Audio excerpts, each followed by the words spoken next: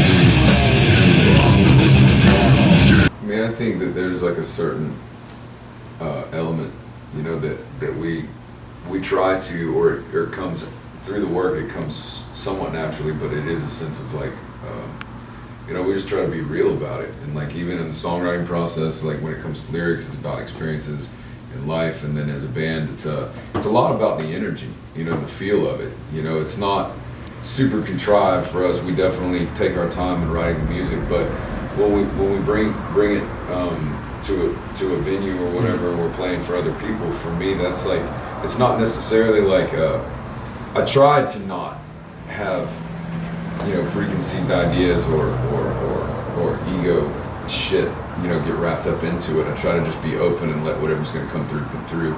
I think we all do that as a band, and it's like we give it as everything we've got. Like especially this dude, you know, if you ever want to talk to him after a show, you know, you have to wait for me to vomit. Yep, that's our measure of a good show. Did the drummer puke? Yep. Okay, we kicked ass. And I mean, for me, like the energy involved in that live situation has a lot to do with the energy coming back from the people in the room. Absolutely. You know, and you know, I think that there's a lot to be said for that, because I mean, it's not necessarily that.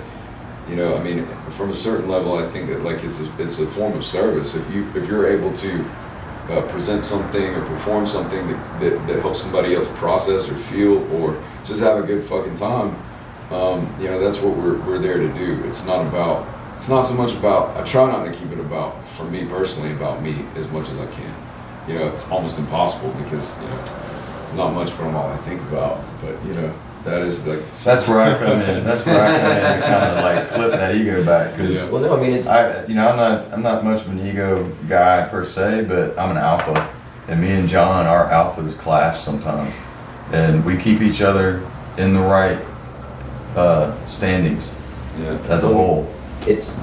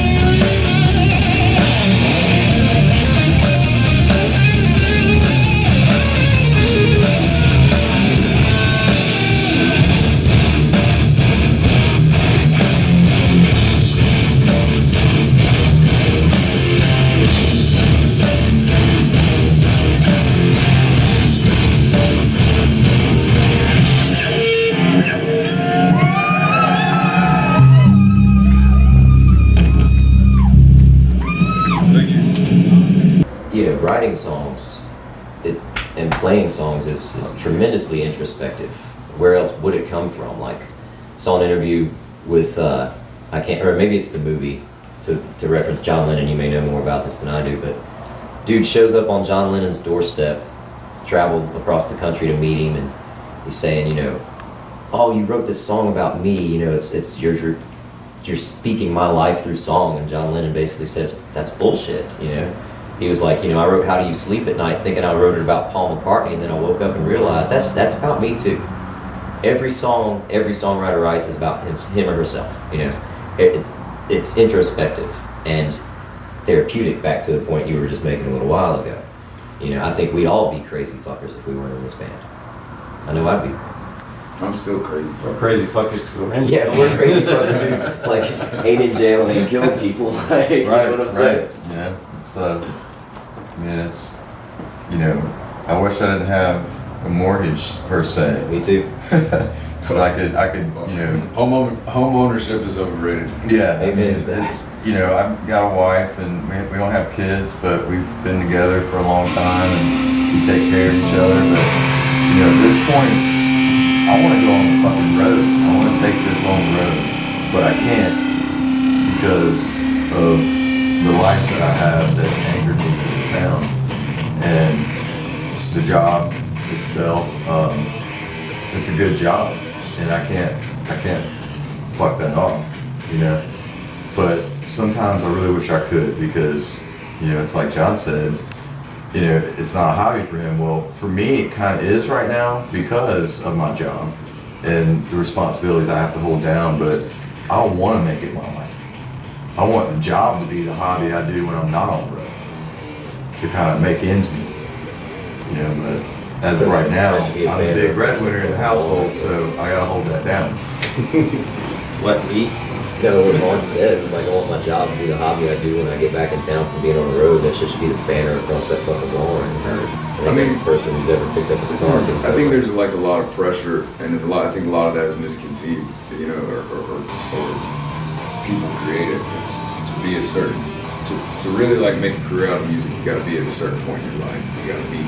There is some truth to that. Like it is a lot about who you know and the people that you meet and that sort of thing. And this is coming from the perspective of having not, you know, been signed and going on a massive tour, making a living off of playing music. And for the longest time for me, that's what I perceived it to be.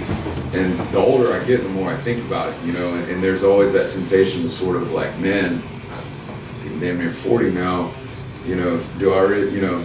I mean, the whole idea of my two. The good part about that is there's a lot of old fuckers playing heavy metal.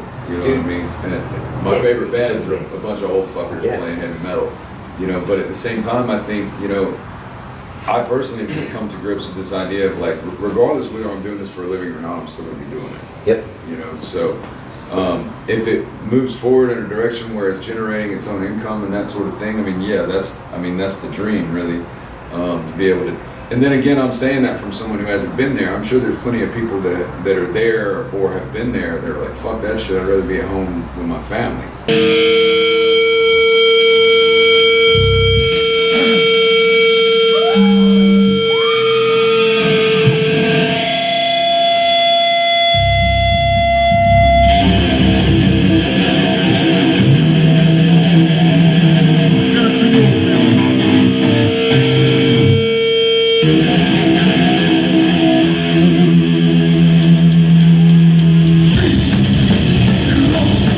With the judgment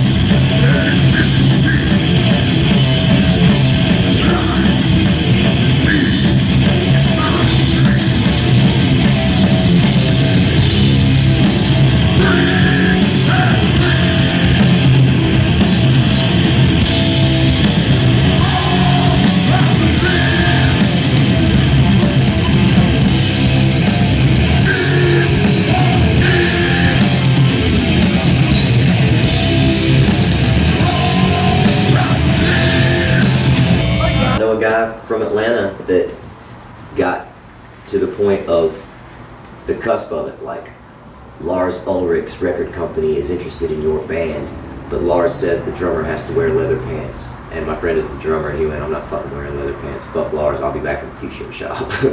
So there's that kind of like, what are you willing to put up with as well, that can be a turn off too. He's the only cat I know who's ever been close to the edge like that. That's why I had to share. Because I could just imagine my friend in leather pants for the sake of a fucking record deal and him turning it down. It's hilarious to me. I mean, it's just different now, you know, than it was even. Dave Well, walks out is with he leather paying pants for the leather on pants? lip. Yeah, right. That's a good point too. Yeah, I mean, even Sign me like, up. even, you know, 10, 15 years ago, it was different. Now, I mean, it's to a point where you could get there real quick, you know, through the internet or through the right video or the right connection with it. If you have enough fucking likes or whatever it is, you get somebody's attention and you're there, and you know, and then you have that opportunity. You know, for us, I think that like the integrity of the music is what's important, and as long as that is uncompromised, then I'll follow it wherever it takes us. You know, but I enjoy what we do. You know, and whether we were doing it, you know, at the Caledonia for our friends and a group of people, you know, we're playing with, or whether we're doing it in a larger situation, a larger venue. You know, it's about are we having a good time with it too? You know, because I think that has a lot to do with how it translates. You know.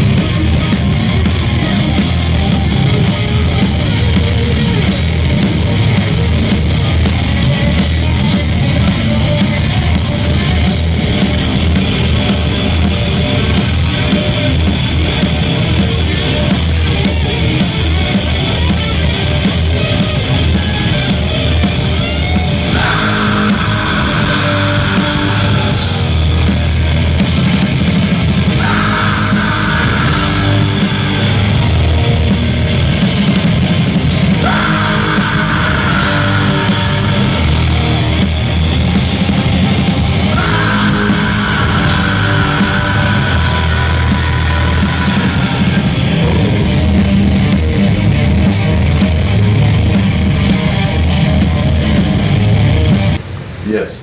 I think like John is kind of like the riff maker. He's got him in a bag, and I like to be the guy that can give that one piece that puts his A, B, and D together. If I can sub in a C, then I'm like, okay, I like that, you know.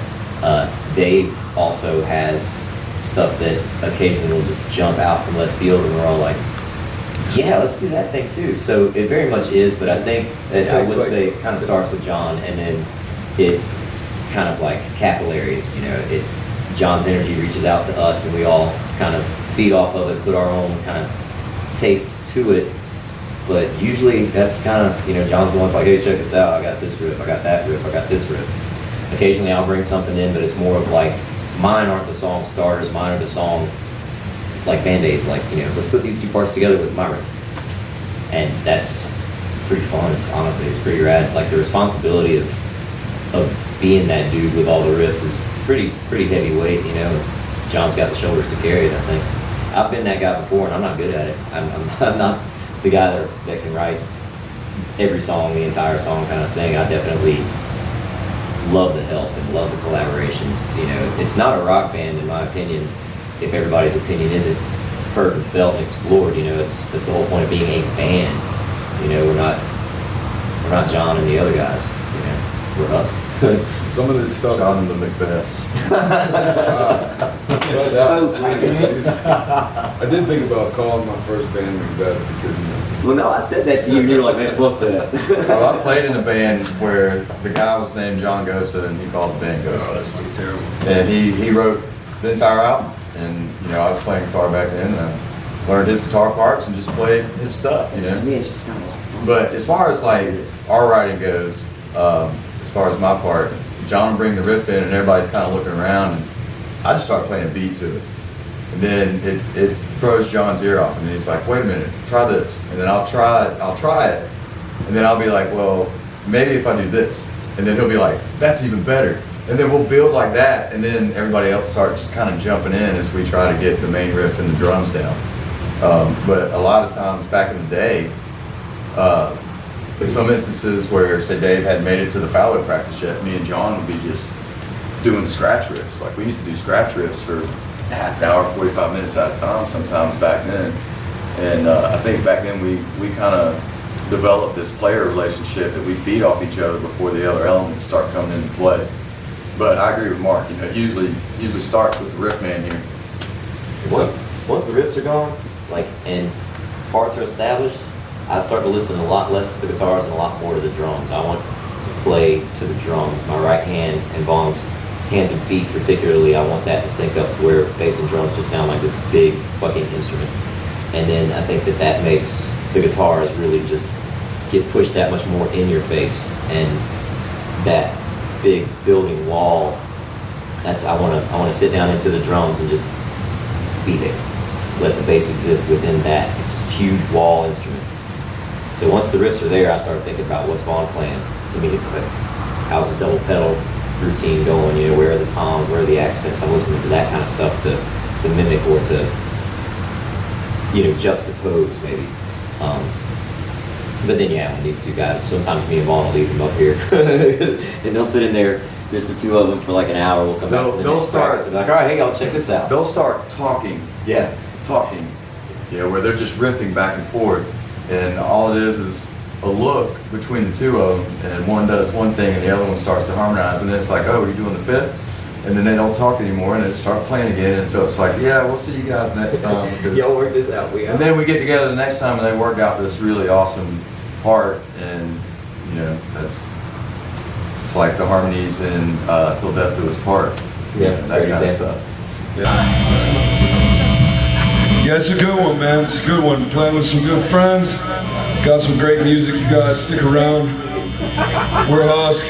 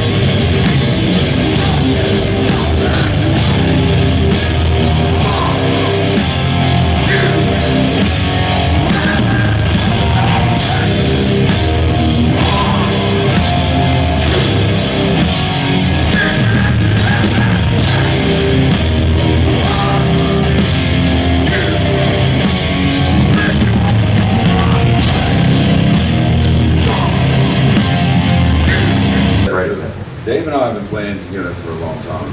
We started we lived in a house, had a house band. I don't think we really played. We played some parties. I don't know if we really had some complete songs, but man, like in the late '90s, you know, I've known this dude forever, and so we do have that like a sort of form of communication with the music that is almost intuitive at times. In the writing process, and that's definitely in like a live situation. The writing process, like a lot of times, you know, sometimes I'll come up with a whole song and then bring it to the band and say, here, what do you think about this? And that was the case with one of the newer ones. And it worked out really well. Sometimes we'll write something, occasionally we will write something in the practice space, like on the spot, like somebody will bring in a riff and then we'll throw another one behind it. Usually we'll get like 3 riffs in and then table it. And then sort of like keep messing with it. It takes a while to get, most of the time it takes a while to get a song where we really want it. And then there's the whole live situation, which for me, some of the songs as far as the lyrics are concerned, I think the ones that for me, because Dave and I have played together for quite a while in a few different situations, and some of the songs that we have are older songs. And basically what has happened in those various situations is some of the stronger songs that have come through for me as far as lyrical content have always been related to something that was like a painful experience or just a period of time in life where you're dealing with a certain you know, a certain element that's causing a certain amount of emotion that brings itself out. And I find that those songs oftentimes kind of write themselves, you know. I have a little bit of a penchant, I guess, for lack of a better term, for rhyme and melody, and I have to sort of watch that because I can almost take that a little too far. But like for instance, Till Death Do Us Part's a really good one, and that one actually came from, I just took like the traditional marriage vows and bastardized the shit out of them because that's what I was feeling at that point in time.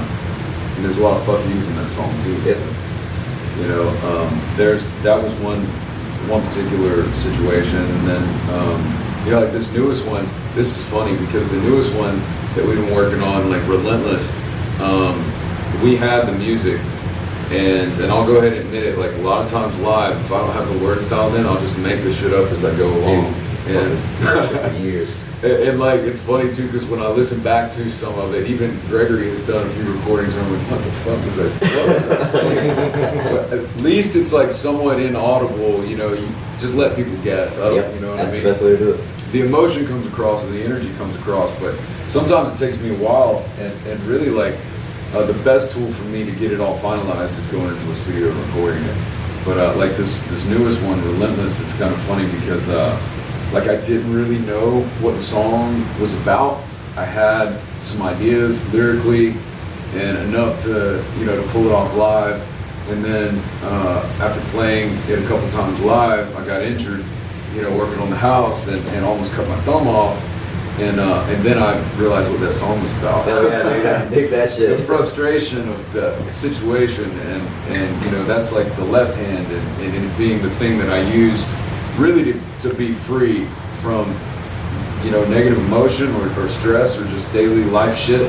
You know, music for me is as important as any other life-giving situation, whether it's breathing or food or water or shelter. It's like I have to have it. It's not a hobby for me. You know, whether I'm doing it on my own at the house or whether I'm doing it with these guys, which is really there's some moments when we're playing live where I just know I'm right exactly where I'm supposed to be. You know what I mean? In that moment, and it pulls me to the present moment. And I think so much it's the temptation in life in general, and for me in my life, to not be present in the moment. It's so strong, whether it's through, you know, internet or social media or you know, escapism through substances, like.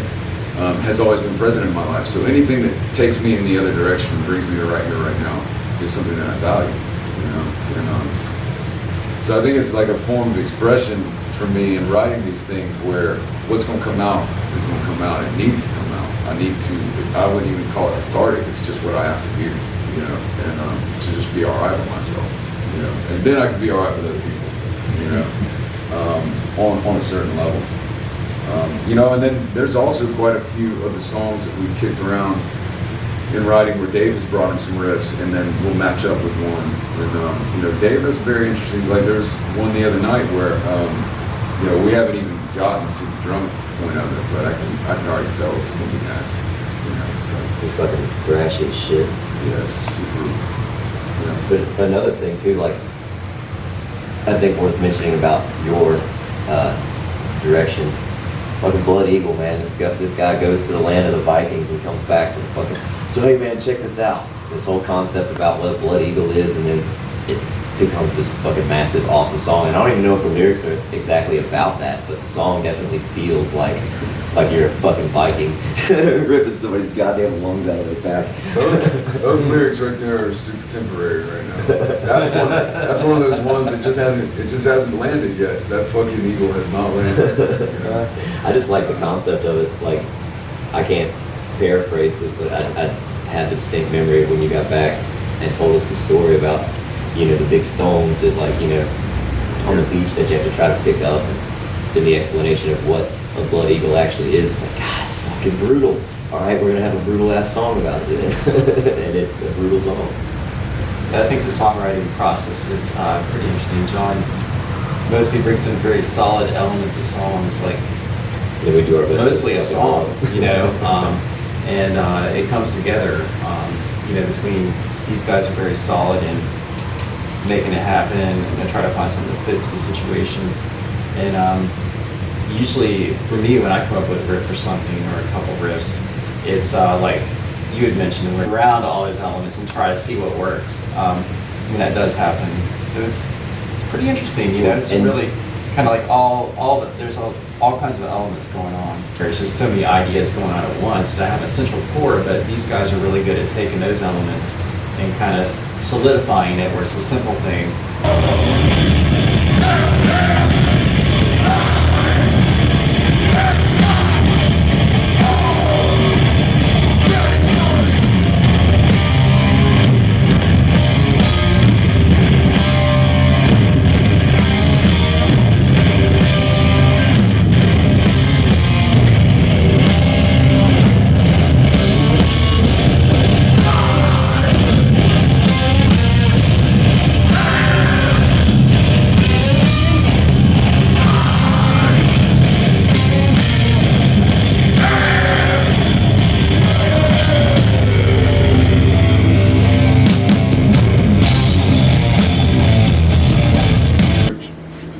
Old school Ampeg V4 cab I found at a pawn shop for like $40 and replaced the speakers.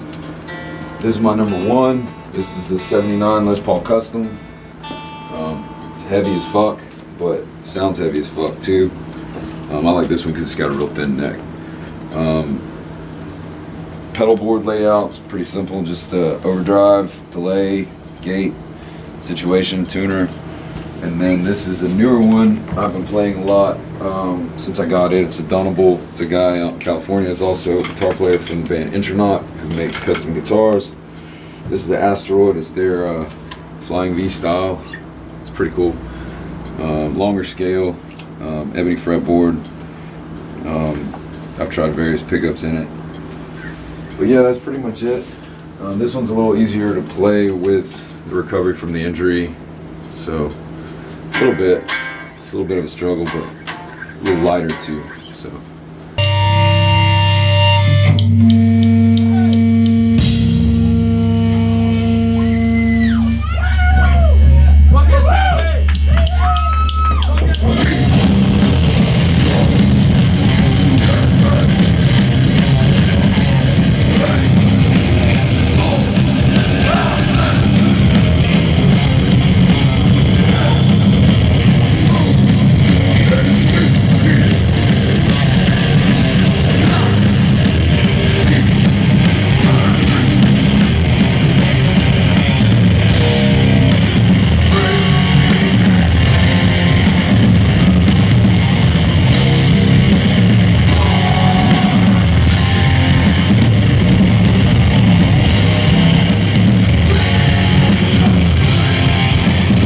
Funny thing too, there have been times where we're here at Space John may be running a little behind, or just me and Vaughn and Dave are the only ones who can make it that night.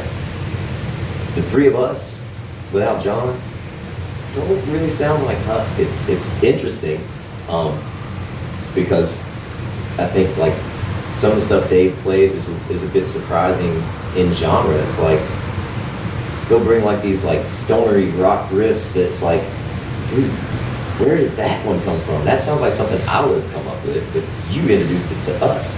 And John will come in and be like, oh, my band was practicing tonight. This ain't my fucking band. it's interesting. I just never said that. like I never said that. it's interesting. What my point, I guess, is that if you kind of like look at us individually, influences are all over the place, and I think that all four of us are completely capable of stepping outside of our, comfort zone or what we're used to playing, what we would traditionally do, and are willing to walk on the other side of the street with our bandmates too, like we've got one song we actually put tracks on that we need to go back and revisit, and it's Dave's song, and it's like, wow, okay, so how do we get back to, like, how do we put this song in a set with these other songs?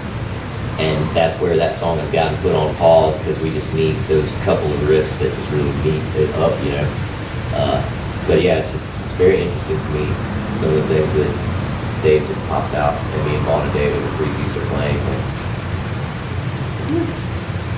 Well, there's multiple changes within that one song, but there was just one riff that came up, so it's kind of like, there's multiple angles that kind of go on, but I think The Relentless is a really good song, and that's one John pretty much had backed out for the most part, except for the very end of it. It's been a very effective song, very heavy. I mean, I think that like a good band to me is where you have like however many elements, however many players that are all talented in their own right, but then when they come together and they do something, you end up having something that's greater than the sum of its parts. You know what I mean?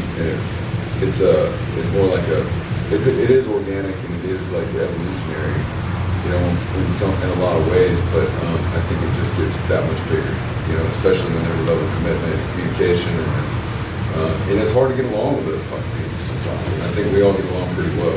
Yeah, I mean, being in bands, that's one reason I went for the two-piece, was because of that exactly. The more people you have, and you've got these opinions that can cause, like, not fights or anything like that, but a song can suffer for a difference of opinion when you've got so many strong opinions, And yeah, it's refreshing to be, this group. It's an even number. 4 is my favorite number. I'll put it to you as simple as this.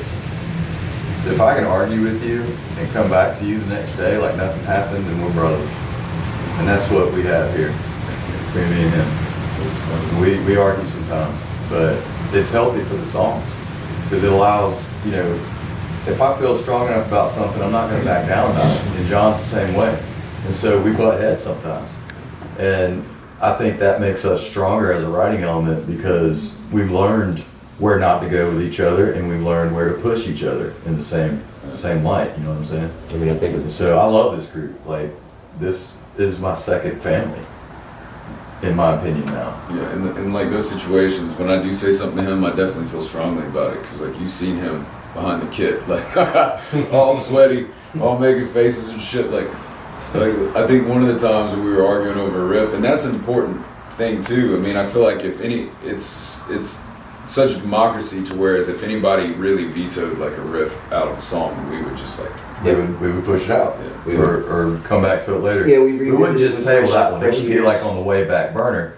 But I'd say 1 out of 10, and we'd come back to it. It wouldn't just totally be gone, because I don't know. I just don't, unless it's just so cheesy that I can't see playing it. I don't want to throw away a decent idea. It may not be a great idea, but if it's decent, I believe you should never throw a decent idea away, no matter what band you're playing.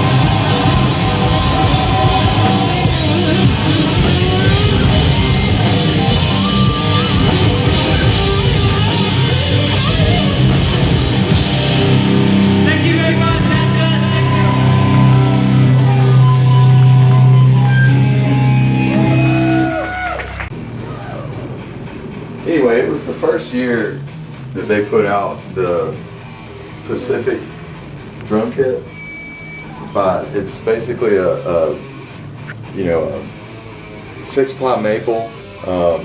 It was the first year that they put out this type of kit and this type of kettle for the price.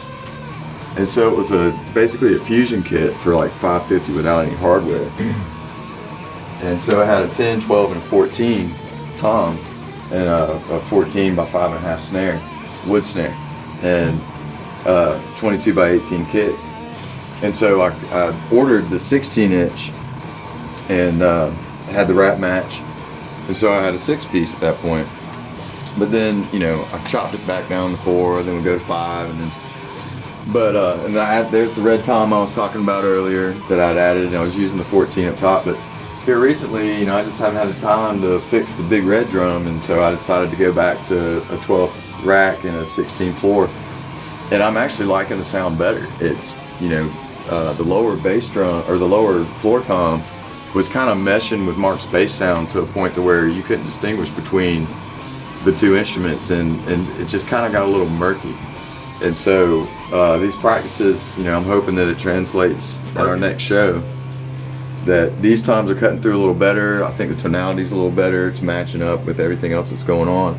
And so yeah, I love this drum set, man. And everybody's got Ludwig or DW or Mapex or Yamaha, and I still love these, economically priced kits, and I think they're more expensive now.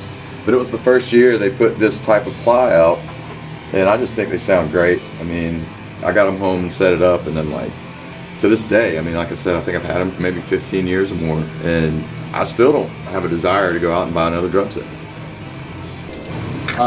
We have here is a JCM 800. I was playing a Carbon XB 100, which is a amp from the 80s, and it really wasn't cutting through and really making things happen. And compared to John's Marshall, so he had picked up this Marshall and I bought it from him, and I'm using the cabinet, which is Vaughn's cabinet, and it's got a lot of chunk in it. So we have. Oh, it's sorry for the record, PV Sheffield 412 with Black Widows in it.